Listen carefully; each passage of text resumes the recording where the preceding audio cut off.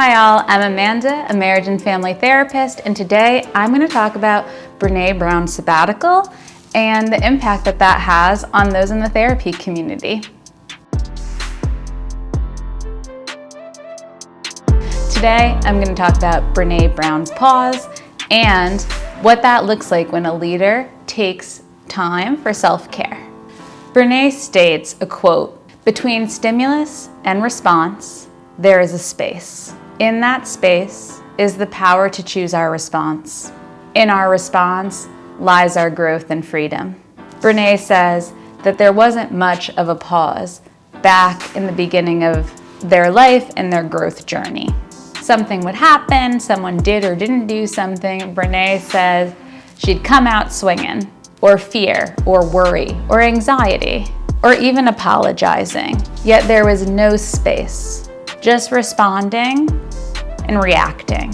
There was very little growth, and she says there was very little freedom. For her, she says sobriety was able to give her that space, that pause to stop, that precious pause. She says that she tries to keep that space wedged open by sobriety, sleep, prayer, working out, therapy, practicing curiosity, and intentional breathing. And she says that her team calls the podcast pausecasts. In Buddhism, they call it the sacred pause, and Brene says that that is crucial to her well-being. However, Brene says that the past couple of years since the pandemic has hit, personally and professionally, have been very difficult for her and her team. And she finds the space for that pause closing in. She says her responses have been sliding too close to the stimulus. She says she's so tired and her pause is suffering.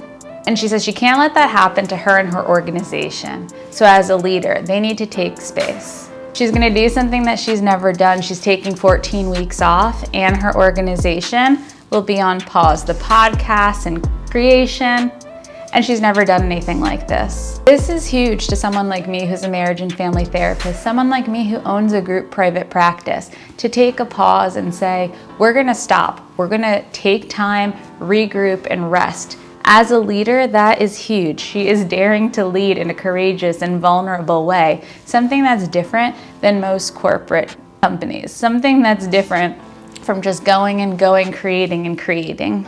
The team is putting forth effort into their core values and aligning with their value system, which is amazing. It's something that we would all want to do, no matter where we are, to align with our sense of practices, beliefs, core-centered self.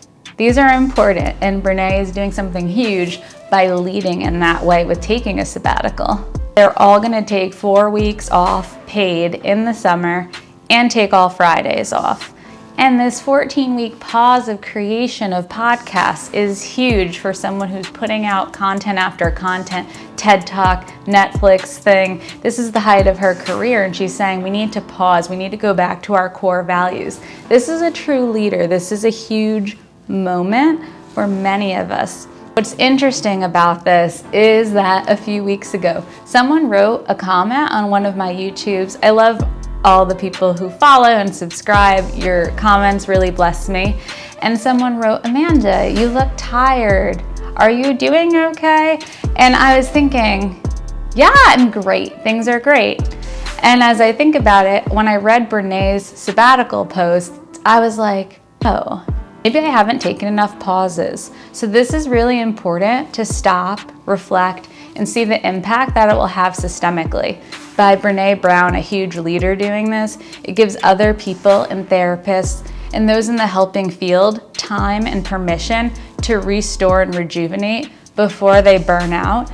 And as they start becoming more reactive versus responsive versus taking a pause, the quality and excellence of their work goes down. And we don't want that to happen. So taking a pause, me taking more time to put into my schedule, pause, rest, relax, rejuvenate. These are all things that we can do to start living in our core values and go back to what we say we want, what we say matters. Brené teaches so much about vulnerability, how to communicate, the different things that are happening around emotions. And that's what we try to do in our practice as well. different ways of doing that, webinars, in-office sessions, blogs, YouTube videos. If you have any ideas, of course, comment them below. If you have any thoughts about Brene, we'd love to hear them as well. And of course, if you like this video, hit like, subscribe, and the bell. If it moved you, feel free to send it to someone that might also be moved. We release new videos Wednesdays at 9 a.m. Thanks for watching and see you next week.